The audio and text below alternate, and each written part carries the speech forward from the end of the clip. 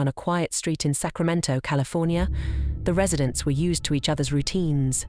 Doors opened to let the morning air in, people said polite hellos, and evenings filled with the smell of barbecues or freshly cut grass. But there was one house, a charming old Victorian, that drew a few extra glances from the neighbors. They would see a petite, elderly woman named Dorothea Puente often tending to her garden or chatting with folks who seemed down on their luck. To them, she was a neighborhood fixture, known for her warm smile and her open-door policy for people who needed a place to stay. She seemed to be a blessing to Sacramento, helping those without family or friends to care for them. But as the months passed, subtle oddities began cropping up, gnawing at the edges of the neighborhood's sense of safety. Puente's boarders, many of them elderly or mentally ill, sometimes seemed to vanish.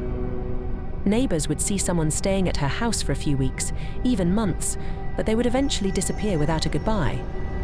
When someone would ask Puente about it, she would always have an answer: relatives came to pick them up, or they moved to another state. She would smile, the topic would change, and somehow that explanation would feel just believable enough.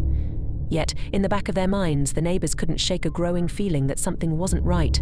Some nights, an unpleasant smell would waft through the neighborhood, a thick, cloying odor that clung to the evening air. It was hard to place, and some thought it was merely the compost pile Dorothea kept in her garden. She was constantly seen digging around her yard, often at odd hours, and neighbors would occasionally joke that she must be burying treasure.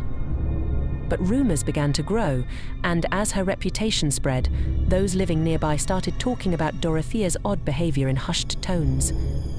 They spoke of how she always seemed to know when someone was watching her and would smile a little too wide, her eyes a little too sharp. There were whispered suspicions that maybe she wasn't as sweet as she appeared. But she was an older woman, respected and trusted by many in the neighborhood, so no one could quite bring themselves to question her motives outright. Things took a chilling turn when a social worker reported one of Puente's tenants, an elderly man named Bert Montoya, missing. Bert had few people looking out for him, but his social worker visited him regularly. When he suddenly stopped appearing at appointments, she felt a gnawing concern and went to check on him at Puente's home. Puente May met her with that same sweet smile, explaining that Bert had gone on an impromptu vacation. But the social worker was unconvinced, sensing something hidden behind Puente's words. After more failed attempts to locate him, the social worker went to the authorities, and in November 1988, police officers were dispatched to Puente's home. She greeted them politely, offering tea and cakes, charming them with her friendly demeanor.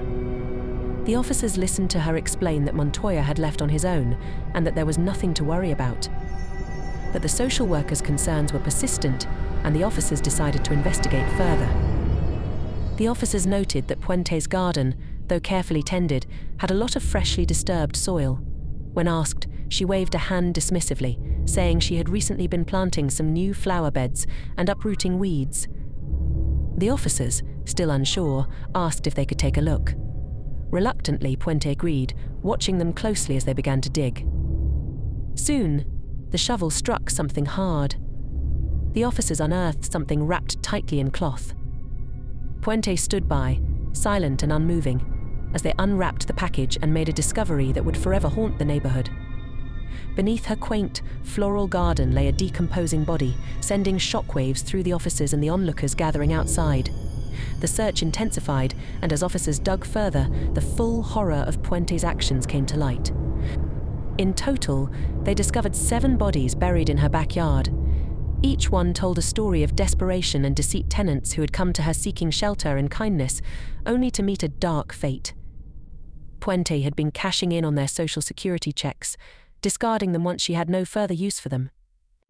The neighbors, once comforted by her kind, matronly presence, found themselves grappling with the unimaginable truth the death house landlady, as she was later called, had been hiding her horrific secrets in plain sight.